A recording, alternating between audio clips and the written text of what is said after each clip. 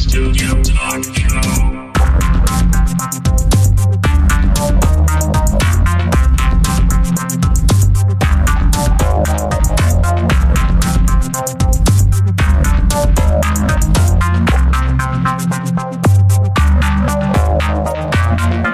Visual Studio Talk Show.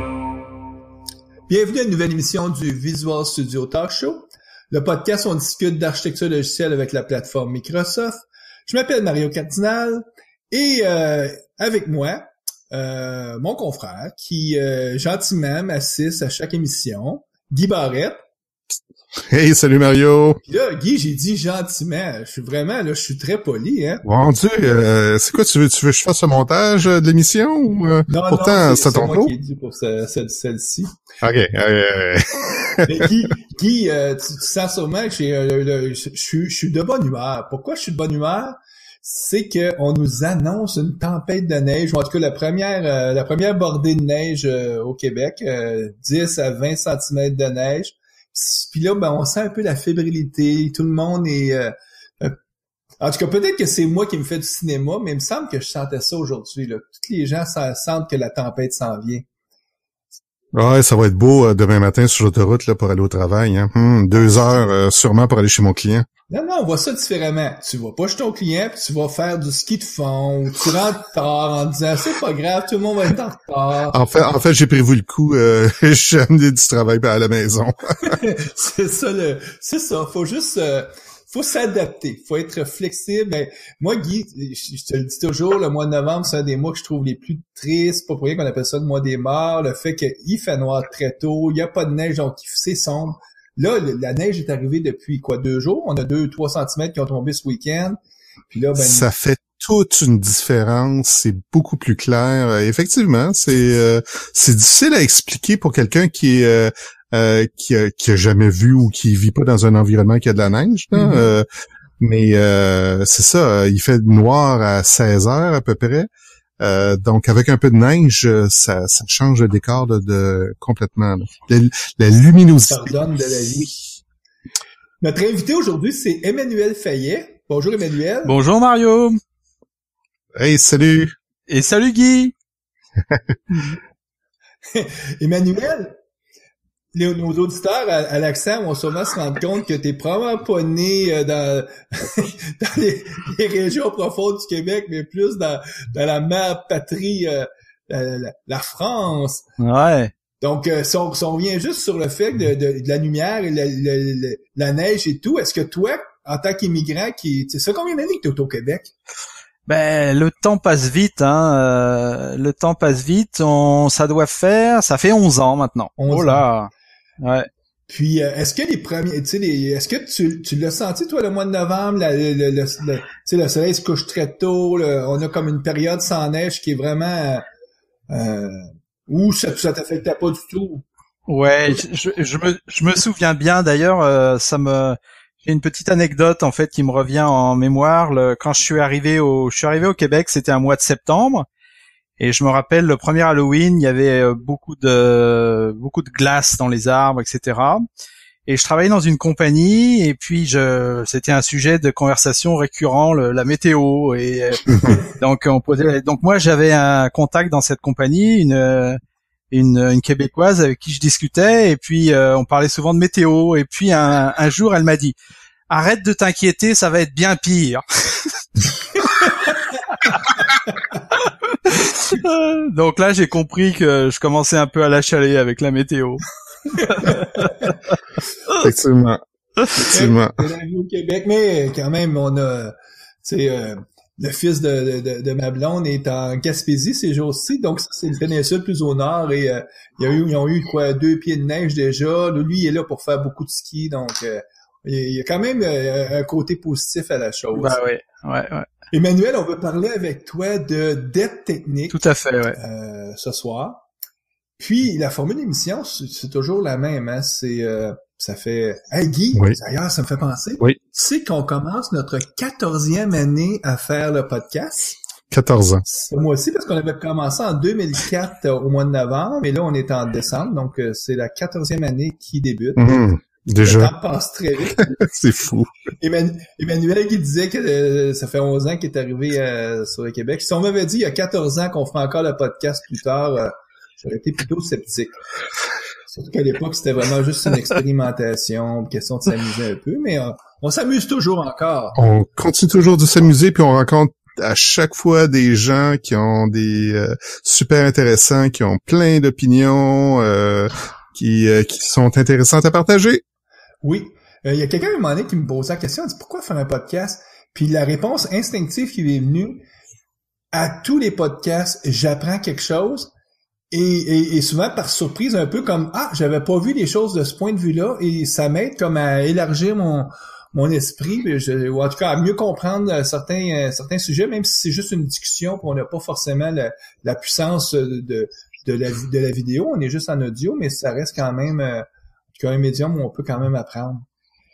Emmanuel, justement, disait que la formule, c'est toujours de commencer avec ta bio. Ben, toi là, si on remonte à ton enfance, quel est le moment où tu as eu un premier ordinateur? Est-ce que tu étais jeune ou c'est plus tard? Comment t'as commencé à utiliser des ordis? Oh là là, bon, il va falloir que je te fasse une histoire courte, hein, sinon oui, on va y passer tout le podcast. Courte. Hein. Non, mais j'ai commencé avec un Apple II. Ouh! Un Apple II, ça fait vraiment un bout de temps. C'était génial comme ordi, ça. À l'époque, tu demeurais en France? Je demeurais en France et puis étais-tu sur Paris ou en région? J'habitais en région en fait parisienne. Et puis il y avait et mon père en fait est un géologue. Et il avait un de ses collègues en fait qui pareil en fait était un Chilien qui enseignait en fait la sismologie. Et la première fois qu'il habitait en France aussi, la première fois que j'ai été chez lui, c'est la première fois que j'ai vu un Apple II. Et il m'a montré, il m'a fait une démonstration, etc. Et c'était en fait assez en fait étonnant de voir ça. Puis un peu plus tard, donc on en a eu un, mais finalement on est en quelle année là? On n'est pas dans les années 90, j'imagine. On est dans les années 90. OK. On est même avant en fait. On est avant en fait ça. Mais le premier ordinateur sur lequel j'ai commencé à travailler, en fait, c'était un PC XT. Mm-hmm. Quand je dis commencer à travailler, c'est commencer à développer. Donc j'ai commencé à travailler en Turbo Pascal. Oui. Pour ceux qui connaissent, qui ont fait du Turbo Pascal à une époque, voilà. Oui, on a tous fait du Turbo Pascal. Hein. C'est ça, voilà. Et donc j'ai écrit un logiciel en Turbo Pascal dans les années 90 avec une autre personne. On était comme co-auteur. Wow. Un logiciel de gestion pour gérer une auto-école, tu vois. Ah! Quand tu éditais ton Turbo Pascal, est-ce que tu utilisais un utilitaire qui s'appelait Sidekick? Ben oui. On avait Sidekick, ouais, je me souviens de Sidekick, mais surtout Turbo Pascal, Turbo Pascal, ce qui était fabuleux, c'est que c'était très rapide. Mm-hmm. Ça compilait à une vitesse phénoménale et on adorait ça, en fait, le Turbo Pascal. Puis après, qu'est-ce qui s'est passé? Après, je suis passé au Delphi. Et là aussi, en fait, j'ai écrit toujours avec la même personne, on a écrit un logiciel pour gérer des comptes bancaires, un logiciel de compétiteur de Quicken Mm-hmm. ou de Microsoft Money pour ceux qui connaissent. Donc on a écrit ça en fait à l'origine en Turbo Pascal, puis en fait après on l'a porté en Delphi. Donc là on est dans les années 92, 94. On a fait Et il y a un fil conducteur hein, dans les langages que t'as utilisés, hein? Oui, bien sûr. Ah ouais. Tout à fait. Et le fil conducteur, alors justement, c'est la personne en fait qui a créé en fait le langage donc à l'origine Pascal puis Delphi, qui est Anders Ellsberg pour ceux qui le connaissent. Mm-hmm. Et j'ai eu l'occasion de le rencontrer en fait donc au TechEd de Barcelone en fait en 2001. Et j'ai eu l'occasion de l'interviewer, de parler avec lui. C'est ça que j'expliquais. Je collaborais à cette époque à un journal qui s'appelait Développeurs Référence. Mm-hmm. Et je faisais des couvertures de conférences développeurs. Donc je me rendais dans des conférences développeurs. J'allais chercher les nouveautés. J'allais interviewer en fait les gens qui étaient présents. Et j'ai eu l'occasion de rencontrer Anders Ellsberg et de lui demander et de lui poser des questions évidemment sur le C# et de lui dire mais là ce que vous avez fait en C#, est-ce que c'était pas pour corriger tel problème qu'il y avait en Delphi? Il m'a dit si c'était pour ça. Donc quand j'ai vu j'avais tellement aimé le Pascal, j'avais tellement aimé en fait le Delphi que j'ai même pas hésité une seconde et j'ai tout de suite embarqué en fait en 2001 en fait dans la plateforme en fait .NET. Et à partir de disons 2001, 2002, 2003, je me suis dirigé vers le développement d'applications web. Donc je faisais de la formation de développeurs. J'avais lancé en 2003 une formation qui s'appelait développement d'applications rapides en ASP.NET. Donc c'était en 2003 en fait cette formation là. Et puis après, qu'est-ce qui s'est passé? .NET nous a ouvert des possibilités incroyables pour construire des logiciels qui étaient vraiment beaucoup plus complexes, beaucoup plus larges. Donc progressivement, je me suis dirigé vers l'architecture logicielle. Et puis à partir de disons 2006, je suis devenu architecte en fait le logiciel. C'est un peu à la même époque où est-ce que là tu as pris la décision, toi et ta femme, de venir vivre au Québec? Oui, alors en fait, venir vivre au Québec, c'était un rêve en fait de ma femme. Donc moi je l'ai suivi, mais c'est ça qui est fabuleux dans le métier en fait qu'on fait, c'est qu'on peut faire le même métier à Paris, à New York ou à Montréal. En fait, c'est ça qui est vraiment en fait, fabuleux. Donc finalement, je te dirais, je suis arrivé au Québec avec mon métier et je suis passé d'une compagnie en fait où je faisais de l'architecture logicielle à Paris à une autre compagnie où j'en ai fait à Montréal comme ça là facilement. Puis et là bon de fil en aiguille. Mais maintenant est-ce que c'est une information publique ou est-ce que tu travailles ou? Oui, bien sûr que c'est tout à fait public. Donc je travaille en fait dans une compagnie qui s'appelle JobWings depuis maintenant 5 ans. JobWings est une compagnie internet, donc 100% en fait internet, qui a à peu près un peu plus d'une quinzaine d'années d'existence. Et c'est une compagnie qui gère en fait des sites d'emploi spécialisés. Donc la particularité de cette compagnie, c'est que si vous cherchez un emploi dans un domaine, on a des sites d'emploi par domaine. Donc, par exemple, si je cherche un emploi, on va dire dans le domaine de la compta, je vais aller sur compta.ca.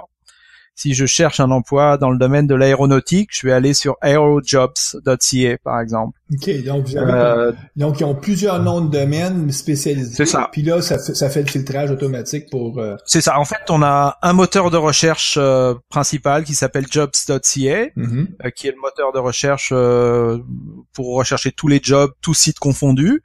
Puis après, en fait, on a des sites spécialisés par domaine. Donc c'est ça. On a 21 sites spécialisés. Puis donc, et aujourd'hui, ce qu'on veut discuter avec toi, c'est de dette technique. Ouais. Et ce qui est intéressant, c'est que le mois dernier, on a eu une émission où on parlait de SonarCube.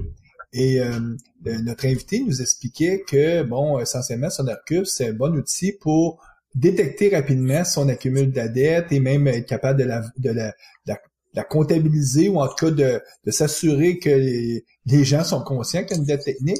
Puis aujourd'hui, toi, tu veux nous parler de cas concret ou est-ce que c'est vraiment le cas extrême, c'est-à-dire, je sais pas si c'est chez JobWings, mais quand tu es arrivé dans une organisation, il y avait tellement de dettes techniques qu'il fallait presque réécrire l'application. Est-ce que je me trompe? Ouais, non, c'est vraiment ça. En fait, c'est effectivement en fait chez JobWings. Je suis arrivé dans une situation donc en 2012, c'est ça, en fait il y a 5 ans, où il y avait à l'époque il y avait déjà 16 sites en fait qui étaient en fonctionnement, en exploitation, et puis il y avait tout des systèmes en fait de back office, des interfaces pour les employeurs, donc beaucoup de choses en fait, et tout ça en fait en production, en fonctionnement. Mais ce qui s'est passé, c'est que quand j'ai commencé à regarder un peu tous ces systèmes, à mettre le nez en fait dedans, je me suis rendu compte que le système était vraiment, comment on pourrait dire ça, un gros plat de spaghettis. Ça peut réconforter nos auditeurs qui ont leur plat de spaghettis à eux aussi. C'est une situation très commune. Voilà. On voudrait pas que ça soit comme ça, mais la réalité est que beaucoup d'organisations accumulent de la dette. Ça. Puis souvent en entreprise, tu développes un logiciel avec l'équipe que tu as en place à ce moment-là, qui est t'as peut-être pas les super kingpins de la planète, mais tu développes ton logiciel, tu le livres, puis il va souvent vivre pendant 5, 10 ans, ce logiciel-là. Puis à un moment donné, faut le revamper, faut acheter des modules, puis c'est là qu'on se confronte à la dette technique. C'est ça. Donc aujourd'hui, toi, tu veux nous raconter un peu le parcours, puis peut-être donner des hints à nos auditeurs sur des trucs. Des trucs, oui, c'est ça le bon mot. Ben c'est ça. Bon, je te propose, Mario, on va parler un petit peu de la dette technique. Qu'est-ce que c'est que la dette technique? Puis effectivement, après, quand on se retrouve, quand on fait face à une dette technique, ben finalement. Qu'est-ce qu'on fait? On a deux choix. Hein. Le premier choix, ça serait de partir en courant. Ça, c'est en fait un premier choix qui est toujours en fait possible.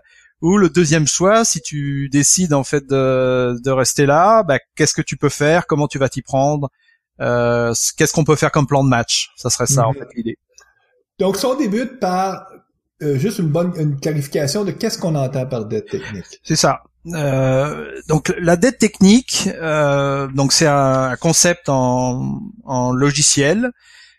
Finalement, ce concept, en fait, il est en train c'est un concept qui signifie le coût additionnel que tu vas avoir à retravailler sur un système existant. Donc un système, finalement, c'est un système qui aurait été bâti en prenant en fait la solution la plus rapide. Donc la solution la plus rapide, elle a l'avantage effectivement du gain de temps en fait puis d'argent, mais en fait elle a en fait une contrepartie, et cette contrepartie en fait c'est quoi? C'est la dette technique. La contrepartie, c'est que tu as en fait un surcoût qui est en fait présent dans le système, qui est là et qui fait en fait qu'un jour ou l'autre tu vas devoir en fait t'y attaquer, et c'est pour ça qu'on parle de dette technique. Mm-hmm. Un exemple de la même manière que si par exemple tu fais un emprunt en fait à la banque, tu bénéficies en fait de l'argent en fait tout de suite, mais tu sais en fait que tu vas devoir en fait le rembourser, et tu sais que quand tu vas le rembourser, en plus tu vas avoir en fait les intérêts à payer en fait derrière. Et il y a des fois tu as une dette technique que même initialement tu pensais pas que tu aurais. Un exemple que moi j'ai vécu dernièrement, c'est j'étais chez un client qui avait beaucoup de patrimoine applicatif, mais qui utilisait le framework .NET 2. Ouais. Et à l'époque, quand ils l'ont construit, .NET 2, c'était le top du top. Et là, est arrivé 3.0, 4.0, 4.5, 4.6, 4.7, et bon, .NET 2, là, on tourne dans les années 2005-2006. Donc, 12 ans plus tard, si tu essaies de voir juste éditer, par exemple, une application ASP.NET écrite en .NET 2, et c'est pas simple, là, parce que le framework est plus supporté par Microsoft. Les outils, souvent même, te le permettent pas. Faut absolument que tu fasses une migration vers au moins .NET, une version plus récente.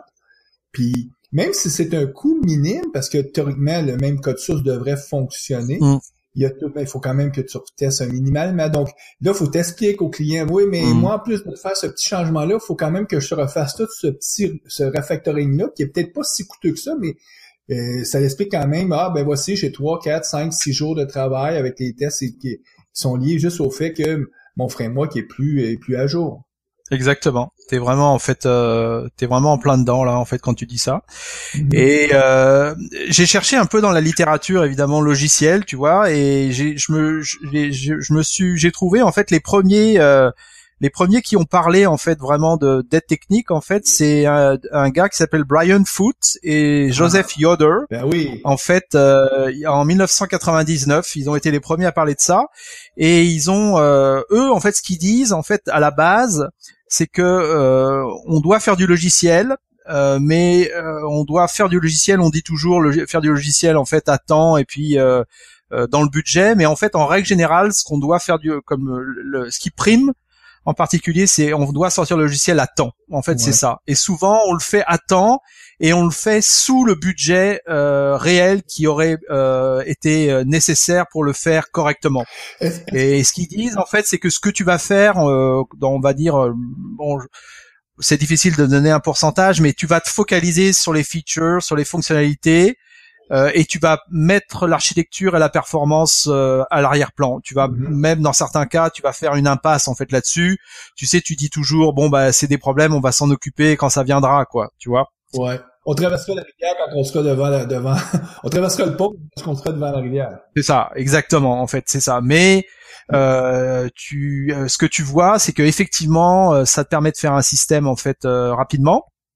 On est d'accord en fait avec ça, mais tu fais ça souvent au détriment en fait de l'architecture qu'est-ce que en fait finalement qu'est-ce qu'elle va t'apporter l'architecture? Elle va t'apporter en fait que tu vas avoir un système qui va être pérenne dans le temps. En fait, c'est ça que ça va t'apporter sur le long terme, je veux dire. L'article de Brian Foote, si je me trompe pas, c'est un article important d'architecture. C'est-tu le fameux papier qu'ils ont écrit sur le Big Ball of Mud? C'est exactement ça, Mario. C'est le Big Ball of Mud. Ou en version français universelle, je sais pas comment dire ça, une grosse balle de boue. Ouais, c'est ça. De bouette. En québécois, on dit de la bouette au Québec. Une bolle de bouette. Ouais, la bouette, c'est ça. Ou moi, je suis avec mes origines en fait un peu européennes, j'aurais tendance à dire le plat de spaghetti. Oui, hein, c'est une autre façon de décrire la même chose. Par opposition avec le code lasagne qui est comme mieux structuré. Non, c'est la première fois que j'entends celle-là, c'est bon. C'est pas moi qui le dis en fait, tu sais, vous connaissez sans doute Dino Esposito, oui. Qui Dino Esposito qui écrit dans Cutting Edge, qui fait des excellents bouquins en fait sur ASP.NET, et il a écrit un bouquin d'architecture et il explique moi avec mon bouquin je vais vous aider à passer du spaghetti au lasagne. Ouais, puis en plus Dino en tout cas il est américain, mais je crois qu'il est italien. Non, il est italien, Dino. Italien, ouais. Je croyais il habite en Italie. Ah. Il habite à Bologne. À Bologne. À Bologne en plus. Ouais, c'est ça. Donc en conclusion, c'est que la majorité des organisations ont leur petite boule de boîte ou leur plat de spaghetti. Ouais. Et quels sont les trucs ou en tout cas, comment tu t'y es pris toi parce que tu t'es retrouvé avec un bol de spaghetti là chez Jobwin? C'est ça. Je me suis retrouvé avec un bol de spaghetti essentiellement parce que le système s'est construit en fait par ajout en fait successifs. Donc à partir de 2001, quand le fondateur de la compagnie, Manuel Francisi, a commencé en fait à travailler avec un programmeur. Ils ont démarré la compagnie juste à deux personnes, donc lui en fait et puis un programmeur, et ils ont commencé en fait à sortir en fait des sites à partir en fait de 2001.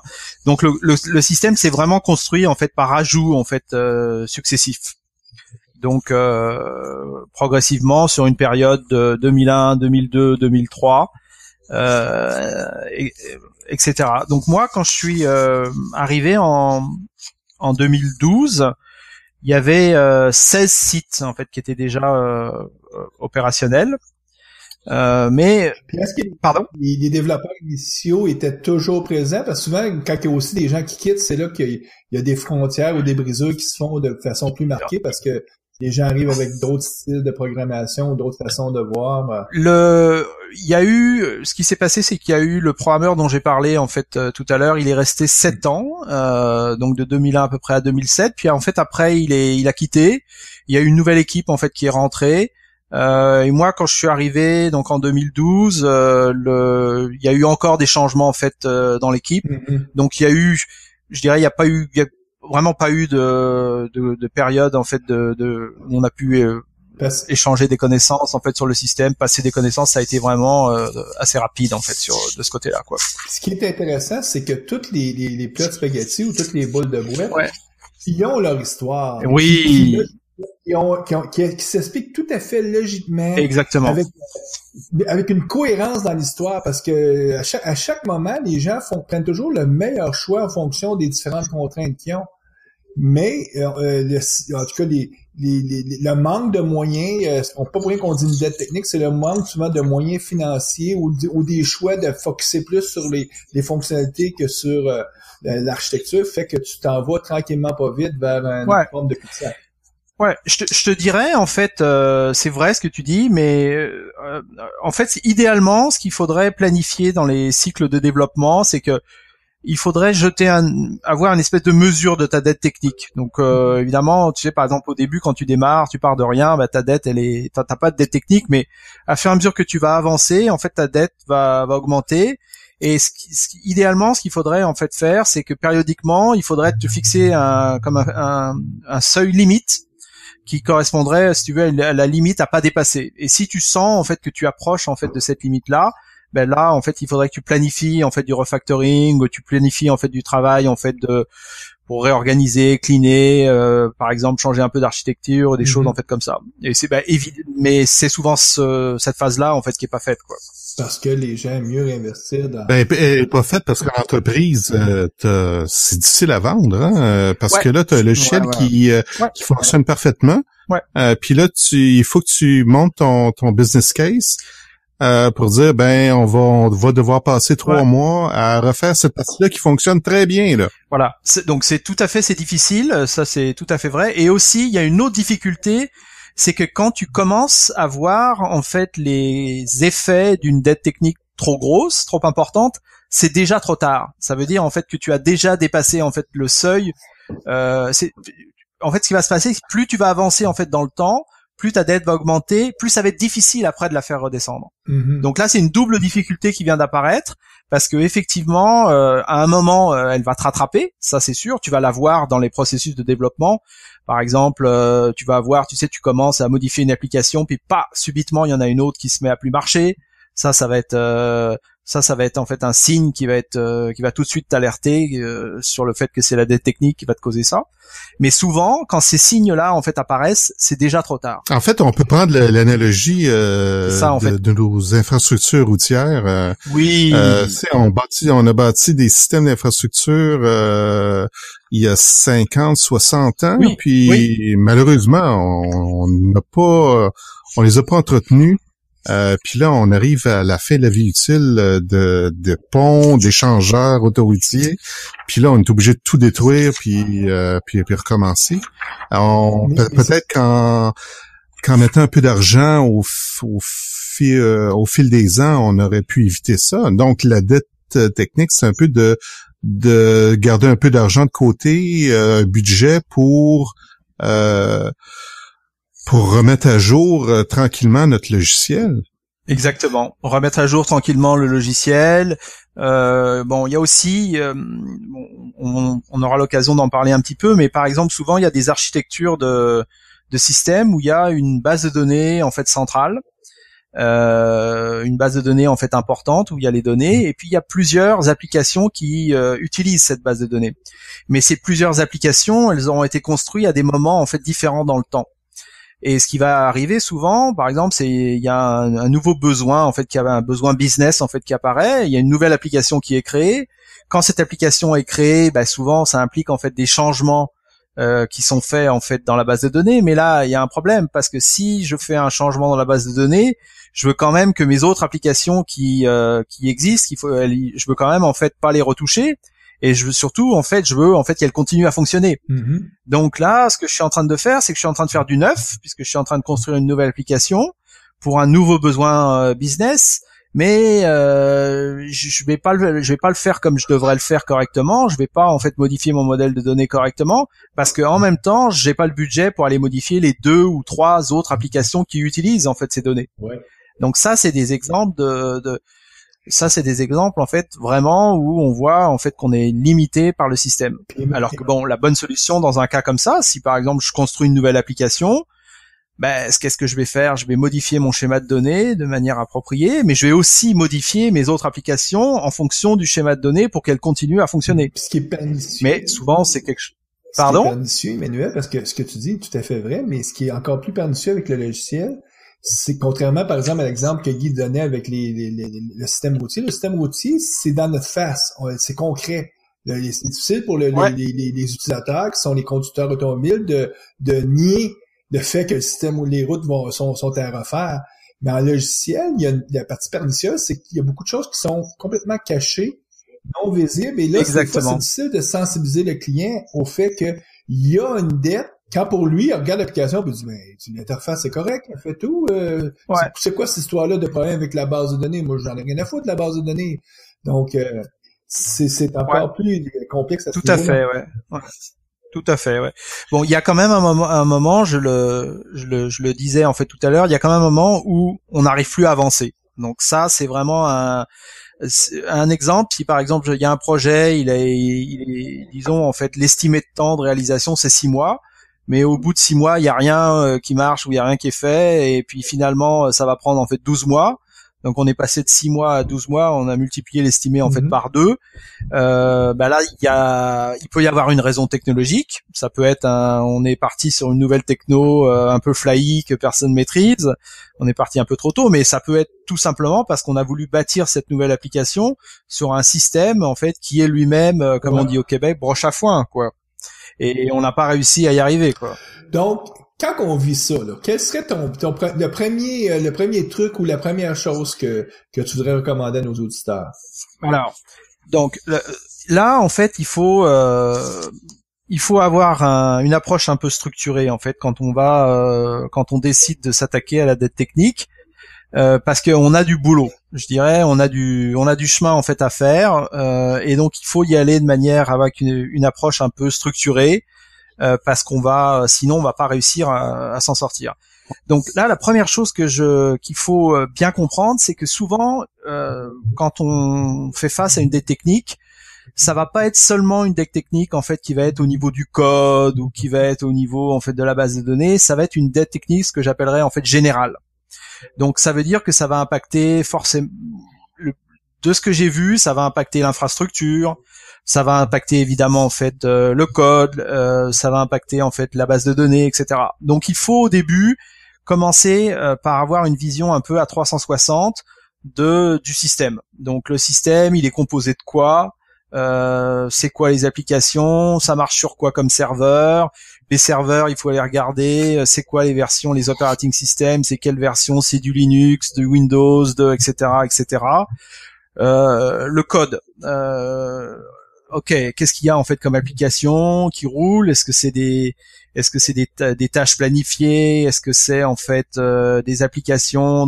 Donc il y a un gros travail en fait que j'appellerais au début de débroussaillage. C'est-à-dire avant même de pouvoir faire quoi que ce soit, il faut aller débroussailler, se faire une tête sur l'infrastructure, sur le code, sur en fait la base de données, et se faire une tête et aussi documenter. Donc ça, c'est évidemment, c'est vraiment important.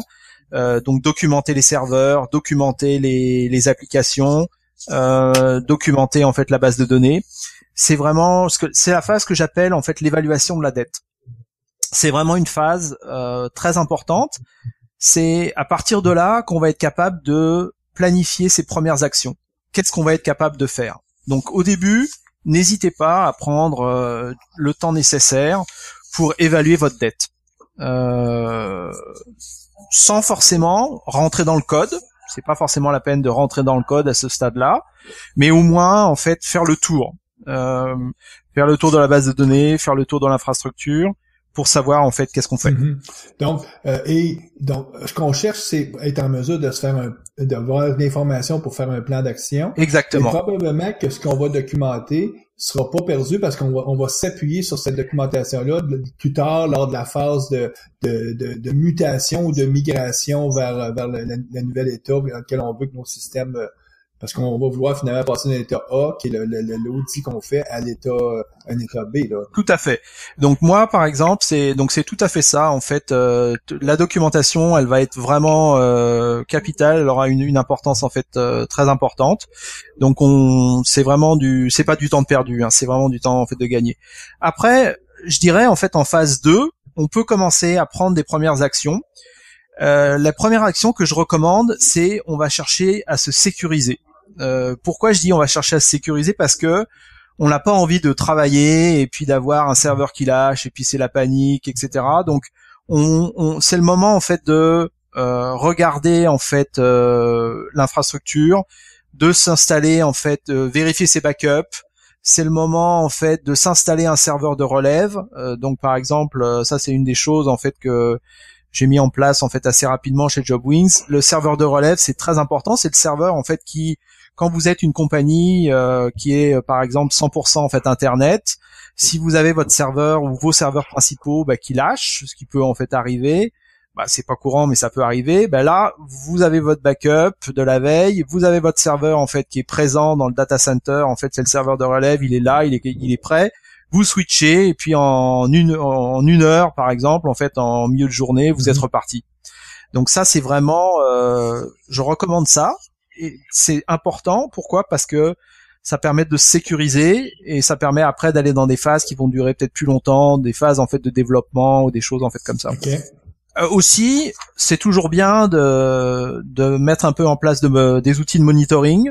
Souvent, ça manque. Donc, ça veut dire que sur des sites, par exemple, nous dans le cas de JobWings, en fait, on a des sites avec beaucoup de trafic. On a à peu près 1 million de requêtes en fait par jour. Mm-hmm. Donc, on a envie de savoir qu'est-ce qui se passe sur les sites. Bon, on sait que sur les sites internet, il y a beaucoup d'attaques ou des choses en fait comme ça, des bots qui circulent, des trucs comme ça.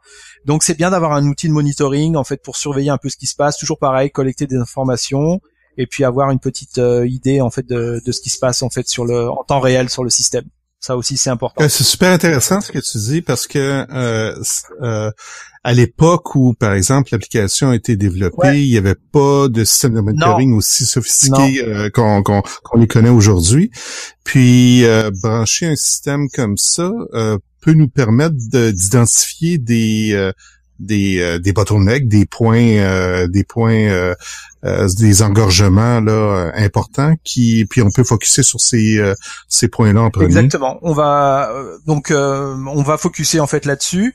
Moi, je recommande un outil qui s'appelle LeanSentry. LeanSentry, en fait, c'est un outil qui a été créé par Mike, j'ai oublié son nom, enfin qui était dans l'équipe Microsoft qui avait fait IS, et il appartient à une compagnie qui fait du monitoring avec ce produit LeanSentry, qui fait du monitoring temps réel. C'est vraiment un super produit en fait. Ça m'a plusieurs fois, ça m'a sauvé en fait. On mettra le lien nous sur le.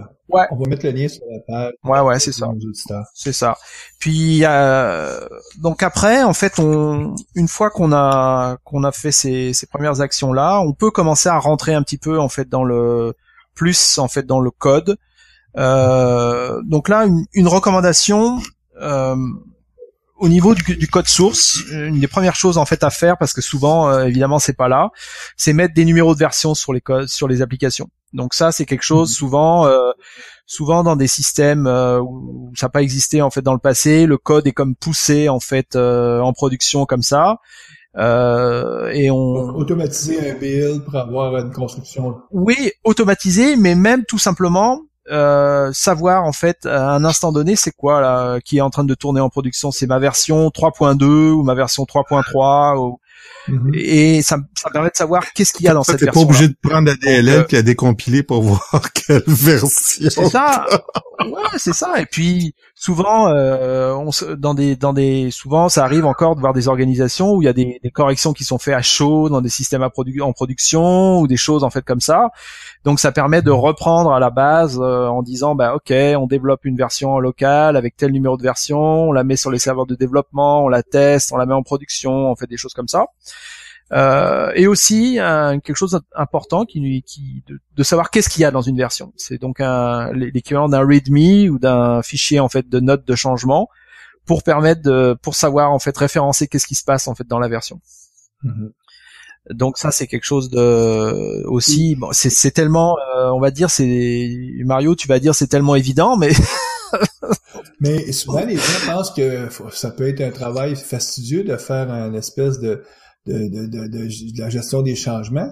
Mais si tu utilises un gestionnaire de code source, par exemple, TFS, celui qui vient avec celui qui est ben, tu es capable littéralement de faire produire ton document à partir des change sets. Là. Si t'as fait à toute fois que tu as fait des check-ins, tu te dit pourquoi tu faisais les changements, ça te génère automatiquement après. C'est sûr que ça te force à documenter au fur et à mesure quand tu fais tes check-ins. Mais quel est le meilleur moment? C'est à ce moment-là, puis tu peux même le forcer en disant dorénavant, vous allez dire pourquoi surtout si tu es capable de mettre en place aussi des systèmes de travail, ben tu n'auras même plus besoin de le dire, c'est le système de travail qui va dire qu'est-ce que tu es en train de faire. Mais bon, là, Ouais. on entre peut-être dans trop de complexité pour quand on commence avec une organisation qui a beaucoup de techniques, faut y aller par étapes et peut-être pas Faut y aller par étapes, exactement. Tu vas commencer aussi à faire du tracking de bugs. Donc les bugs, au lieu de les avoir sur un post-it ou dans un email, bah, tu vas commencer en fait à les traquer quelque part. Donc nous, par exemple, au début, on a démarré avec Excel, puis après on est passé avec GitHub, qui est un outil formidable en fait pour gérer les issues, les bugs. Donc tu vas en fait tranquillement, pas vite. Tu commences en fait à t'outiller, à t'équiper en fait de ce côté-là.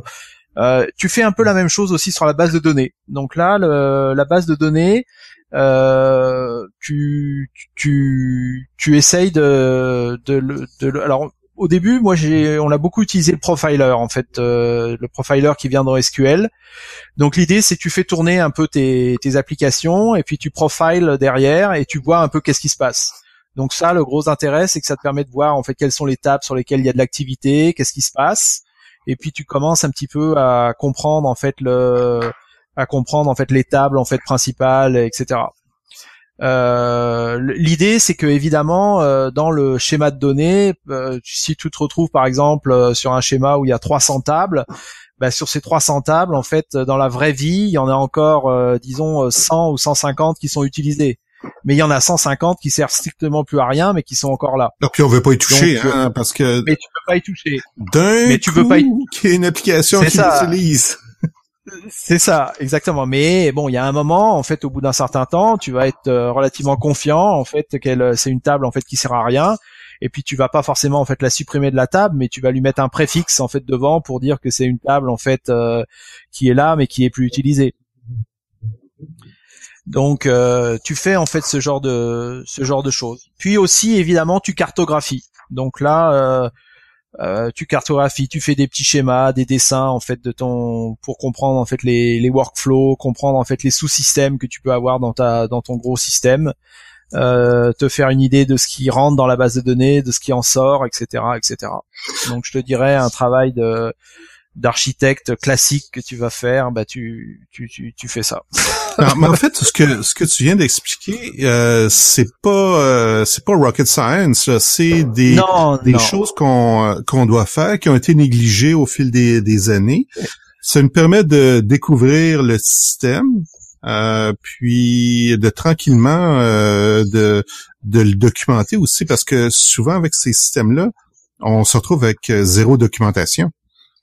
Tu te retrouves avec zéro documentation, donc en fait t'es vraiment en mode rattrapage. T'es en mode rattrapage en fait bon, je l'ai expliqué tout à l'heure. Dans un premier temps t'as sécurisé le système, puis là maintenant t'es en rattrapage pour en reprendre le contrôle au niveau des connaissances. C'est-à-dire tu vas en fait, il faut que tu réussisses à avoir une connaissance de ton système global de manière à pouvoir en fait agir dessus. Mais t'as tout à fait raison, c'est ça que t'es en train de faire. Puis à cette étape-ci, il y a un travail qui est fait, mais il n'y a pas de résultat encore. Ouais, alors là t'as raison. Donc la seule chose quand même quand tu dis il y a pas de résultat, c'est que quand même tu deviens un peu plus performant pour corriger des bugs. Ouais. Donc ça veut dire en fait que tu continues à travailler dans du spaghetti, t'as rien changé, mais tu commences à être pas performant pour corriger un bug dans le spaghetti, mais au moins quand tu corriges un bug, tu casses rien d'autre. Ouais. Donc ça veut dire que tu limites en fait les dégâts. Et effectivement, après, tu commences dans une troisième phase où là, en fait, tu continues à avoir ta dette technique et tu commences à rajouter des modules en fait dedans en fonction des demandes en fait qui sont faites. Donc cette phase là, je dirais en fait c'est la phase qui est la plus difficile en fait. Donc il faut pas y rester trop longtemps. Je m'explique en fait pourquoi. On a eu le cas en fait chez JobWings à un moment, on a décidé de faire une nouvelle génération en fait de sites. On a voulu rajouter en fait des sites, puis on était toujours limité par notre schéma de base de données.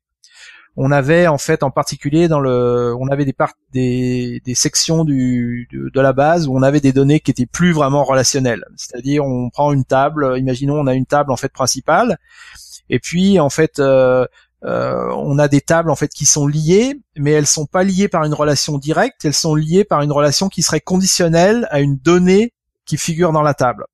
Ça veut dire, s'il y a telle donnée, tu vas aller me chercher l'information dont tu as besoin dans l'autre table, dans cette table-là. Mais si, par contre, tu as cette autre donnée, tu vas aller dans cette autre table. Oh my God. Donc, oui, c'est pas... Donc,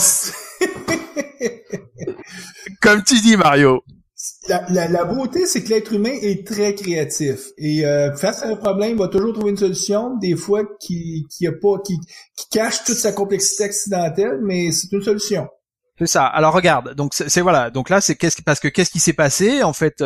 C'est comme disait Guy tout à l'heure, c'est qu'il y a eu un moment dans le système, il y a eu quelque chose qui a été rajouté et le modèle relationnel, il a été oublié. Donc c'était pas grave. C'est comme ça que ça s'est passé. Mm-hmm. Donc quand t'arrives, imaginons tu veux développer quelque chose, t'es content de t'appuyer sur une bonne base de données relationnelle, de pouvoir faire tes jointures, de pouvoir en fait surtout avec tout ce que t'offre la plateforme en fait .NET.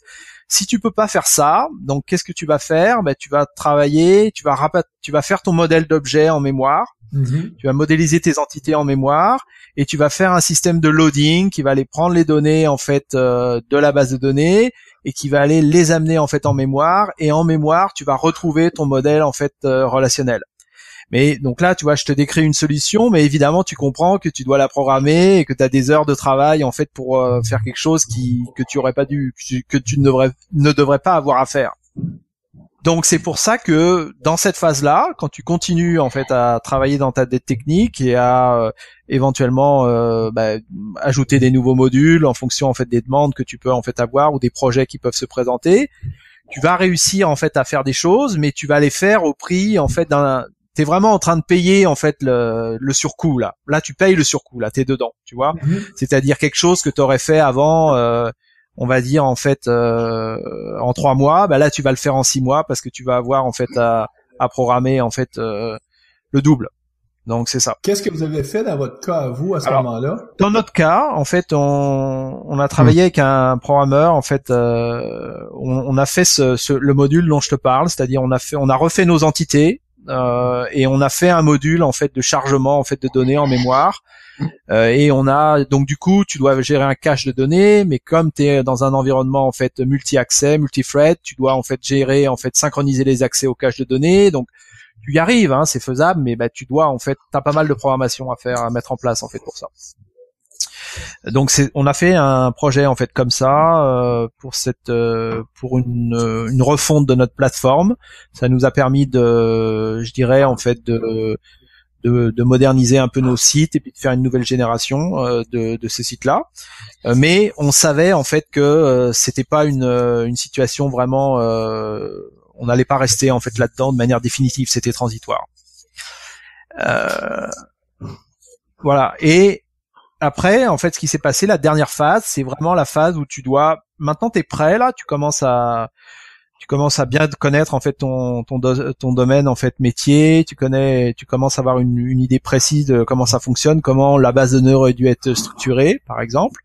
Et là, tu peux vraiment t'attaquer à reconstruire ton système. Ni plus ni moins, c'est ça. Donc, ce que tu fais, c'est que tu vas garder ton système actuel en fonctionnement, et tu reconstruis un système à côté, et tu vas y aller progressivement. Donc ça veut dire que tu vas commencer tu reconstruis une partie de ton système, juste un service, puis un autre, puis un autre, puis un autre. C'est ça, module après module. Module après module. Mm-hmm. Donc là, on est depuis 2 ans, on a pris la décision de rebâtir en fait notre plateforme au complet. Et on a donc on reconstruit un système. Donc on a déjà, je te dirais, en fait, refait nos sites. Là, on travaille en ce moment sur le module en fait de recherche. On est en train de refaire, et on a fait un système entre les deux, une API de transition. Donc, et un système en fait qui va fournir les données qui, pour l'instant, restent dans l'ancien système, les met à disposition au nouveau système. Ouais, parce qu'il faut que tu crées des ponts entre le nouveau système et l'ancien système. T'es obligé au début, ton nouveau système, en fait, il a pas de données. Les données vont rester, en fait, dans l'ancien système. C'est l'ancien système qui a le contrôle des données. Donc, tu peux reconstruire des choses, mais tu touches pas, en fait, aux données. Donc, les données, tu les mets à disposition, en fait, avec une API. Puis, petit à petit, qu'est-ce qui va se passer? Tu vas, en fait, à un moment ou à un autre, tu vas commencer à transiter tes données, puis transiter tes données et tes services de ta plateforme Et puis au final, quand tu as terminé ton projet, tu peux arrêter, fermer ton ancienne plateforme. J'imagine, Emmanuel, que oui. Chaque nouvelle réécriture, c'était pas de réécrire la fonctionnalité telle qu'elle était avant. Probablement que pour la justifier économiquement, c'est qu'on en profitait pour ajouter des nouvelles fonctionnalités ou rafraîchir des fonctionnalités à chaque nouvelle réécriture de nouveaux modules. Oui, tout à fait. Même pour être vraiment honnête avec vous, en fait, on n'avait pas décidé de refaire notre plateforme en fait au complet. On avait décidé à un moment quand on avait le domaine, on a fait l'acquisition du domaine jobs.ca. Avant, le moteur de recherche qu'on avait fonctionnait sous un autre domaine. Donc, on a décidé en fait de refaire le moteur de recherche jobs.ca et la contrainte, en fait, ce qu'on avait décidé en fait de faire, c'est qu'on voulait un moteur de recherche qui soit vraiment responsive design, donc adapté directement pour les mobiles. C'était la condition en fait numéro 1. Mais quand on a commencé à travailler sur évidemment toujours basé, donc nouveau front-end, nouvelle interface, mais basé toujours en fait sur l'ancien système au niveau en fait des données, ancien système avec les limitations en fait dont j'ai parlé en fait tout à l'heure. Puis quand on a calculé le coût pour refaire ce jobs.ca basé sur l'ancien système, et qu'on l'a mis en balance avec le fait de refaire le système au complet, on a vu qu'on avait un rapport de 1 à 3. C'est-à-dire en fait que ça nous coûtait 3 fois plus cher de refaire tout que de refaire juste notre moteur de recherche. Parce que le moteur de recherche était basé en fait sur l'ancien système qui elle-même avait une très forte dette technique. Donc arrive un moment, tu vois, en fait, qu'est-ce que tu fais entre refaire quelque chose qui est basé sur ton ancien système et dépenser 3 fois plus d'argent pour refaire tout ton système en fait à neuf. Donc là, tu réfléchis et puis finalement on a pris la décision de refaire notre système au complet. C'était ça.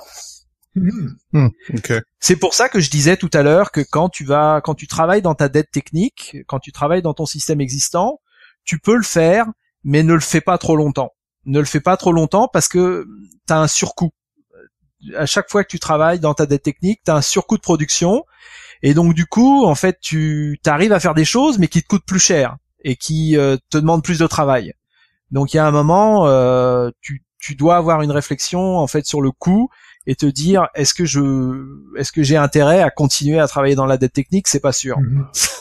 Ouais, parce que tu fais des entourloupettes à chaque fois là, ou des ponts là pour faire parler l'ancien système avec le nouveau système. Puis aussi du point de vue du personnel de l'équipe de développement, t'arrives peut-être plus à trouver des gens qui connaissent la technologie, comme je prends par exemple un système qui aurait été développé avec du COM, VB6.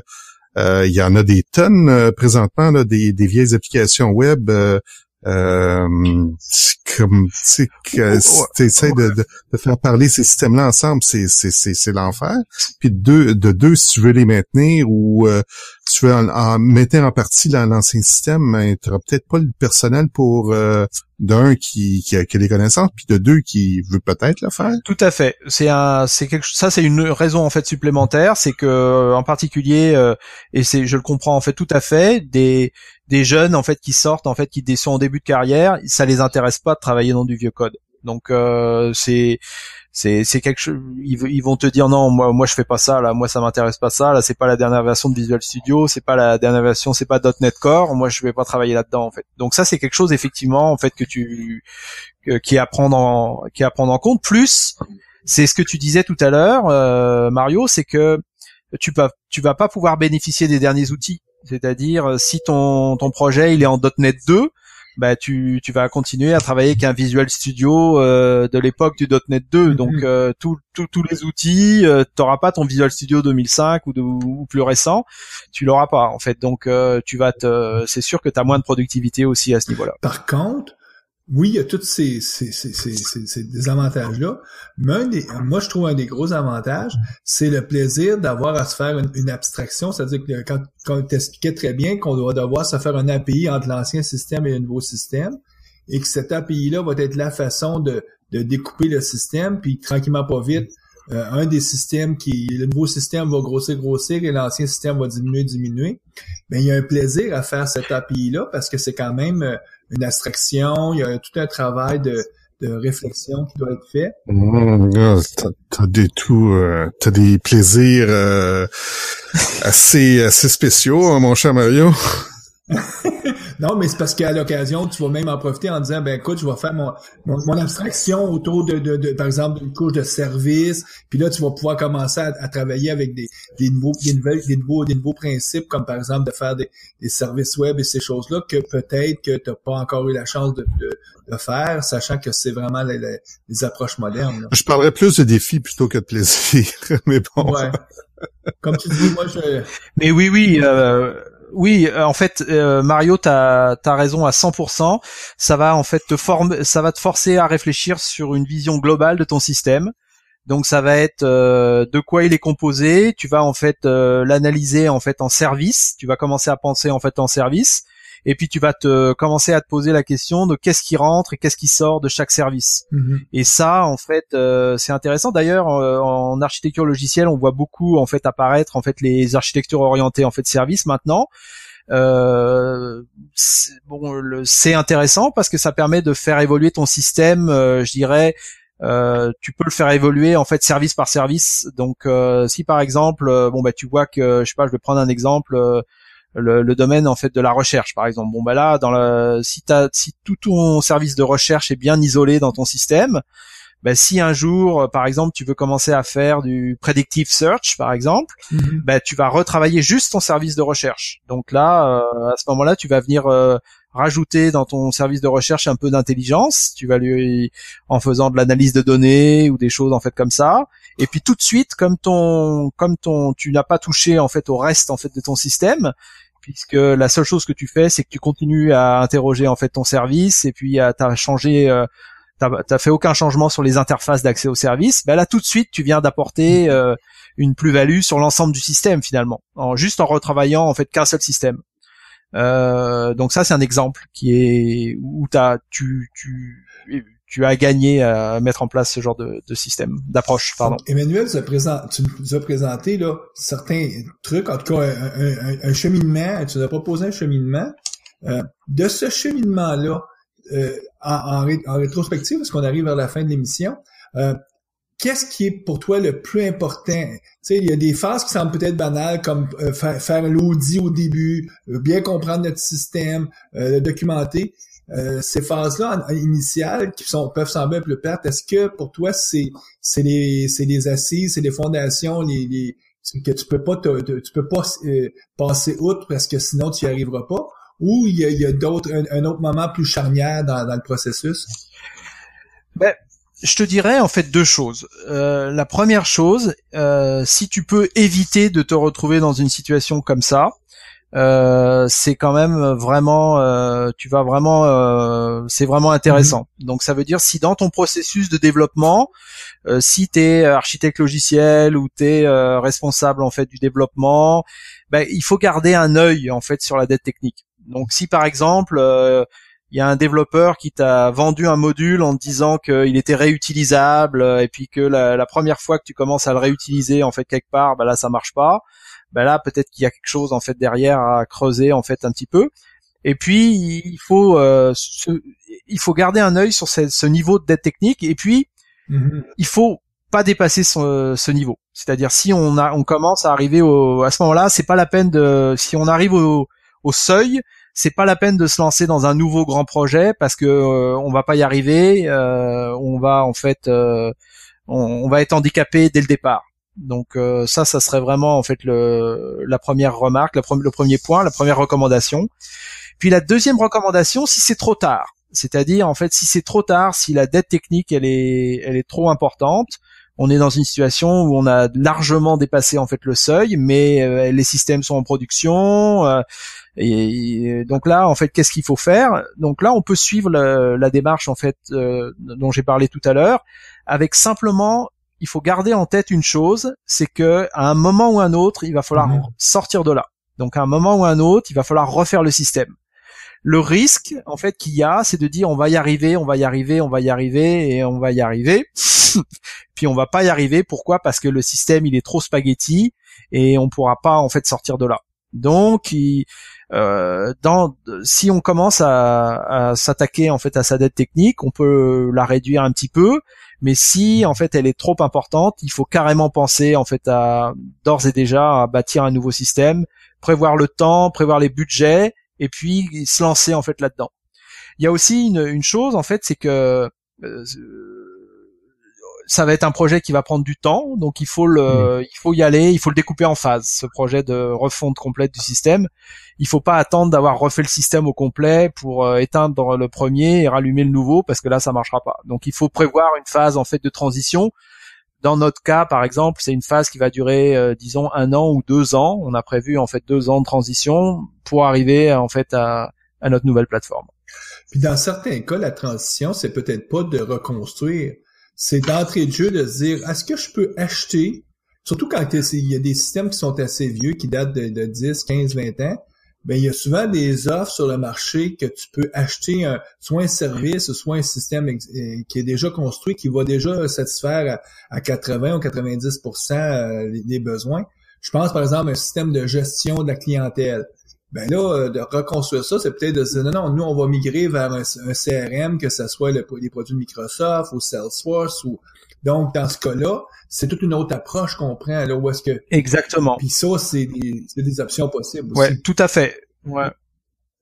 C'est des options possibles, par exemple, dans ta plateforme, je vais plutôt, en fait, parler de plateforme, ton système au complet, il y aura certainement, en fait, certaines parties où tu vas pouvoir prendre des logiciels, en fait, du cloud qui existent, et puis d'autres, en fait, où c'est trop spécifique à ton métier, et là, effectivement, en fait, il faut que tu les reconstruises. Mm-hmm. Mais souvent, anyway, quand même, tu vas devoir, en fait, tu veux pas perdre tes données, parce que c'est, en fait, vraiment important, t'as tes clients, t'as ton historique, t'as tout ta business. Donc là, pour tes données, tu vas devoir quand même, en fait, faire transiter tes données vers la nouvelle plateforme à un moment ou à un autre. Oh oui, tout à fait. C'est pas parce que tu dis, je vais utiliser maintenant un service, par exemple, ma gestion des clients, je vais la gérer avec Salesforce, que bingo, t'as plus rien à faire, hein? Il est très exactement. Est-ce que c'est pas juste de décrire comme faut toutes les données et de faire un plan de transition qui va... Parce que c'est rare que les compagnies peuvent se permettre de dire, oui, ben, on va aviser nos clients et pendant 30 jours, la compagnie opère plus. C'est pas vrai, là. Ben ouais, exactement. La logique que souvent je donne, si les gens veulent qu'on change l'autoroute, mais ils veulent que les voitures continuent à rouler à 100 km dessus pendant qu'on refait le bitume. Donc là, à un moment donné... C'est ça. Tu vois, par exemple, là, en ce moment, en fait, ils sont en train de construire le pont Champlain, le nouveau, mais l'ancien, il est toujours là. Ouais. Tout à fait. Ouais, puis ils mettent encore de l'argent dans l'ancien pour le rafistoler. Donc ben là, en fait, Guy, en fait, c'est un peu comme ils sont en train de se rendre compte que le nouveau va prendre plus de temps, en fait, à être mis en place. Ils sont du coup obligés de prolonger, en fait, l'ancien, d'investir encore un peu. C'est exactement comme du logiciel. C'est la même chose. Exactement la même chose. Tout à fait. Écoute, Emmanuel, on te remercie bien. Moi, ce que je retiens de discussion, c'est que ce qu'il y a à faire, c'est pas des rocket science dans le sens où c'est des choses qu'on maîtrise déjà. Il faut juste les appliquer de façon logique et un à la suite de l'autre à ce type de projet-là. Tout à fait. Exactement. Et il faut, il y en a des compagnies, en fait. Toutes les compagnies sont pas des startups qui démarrent avec des pages blanches. Il y a des compagnies, même dans le domaine de l'internet, qui sont là depuis maintenant 10 ans ou 15 ans, qui sont confrontées à des défis comme ça. Et beaucoup de compagnies qui sont dans l'internet, parce qu'au début, quand ils ont démarré, souvent les gens voulaient juste prouver leur modèle d'affaires et ils se disaient, c'est une version qui sera jetable et qu'on n'a jamais pu se permettre de jeter et de reconstruire. Et par après. C'est vrai. Souvent, c'est ça, tu dis, les gens développaient ça. Un développeur ou deux développeurs, on développe de quoi? Et le modèle d'affaires s'avère être gagnant. Et là, à un moment donné, on est comme esclave de notre produit qu'on n'a jamais pensé que ça serait le produit final qu'on voudrait avoir à maintenir. Mais la vie étant ce qu'elle est, faut ça nous prend une démarche structurée comme ce que tu nous as proposé dans l'émission, donc c'est fort intéressant. Effectivement. Écoute, je te remercie pour d'avoir partagé avec nous en toute candeur ton expérience chez ton employeur actuel. Puis nous, on va souhaiter bonne programmation à nos auditeurs et on va les revoir après Noël, après le jour de l'an. Donc on en profite aussi pour souhaiter un joyeux temps des fêtes. Donc, à l'avance, un joyeux Noël et une bonne année. On fera ça au retour quand on viendra au mois de janvier. Bon, tout de suite, puis au retour, c'est pas grave, avec un petit verre. Oui, faut prendre la vie du bon côté et en profiter au maximum. Alors, merci encore, Emmanuel. Emmanuel, encore une fois, merci. Merci beaucoup à vous. Au revoir. OK. Bon, à la prochaine. À la prochaine.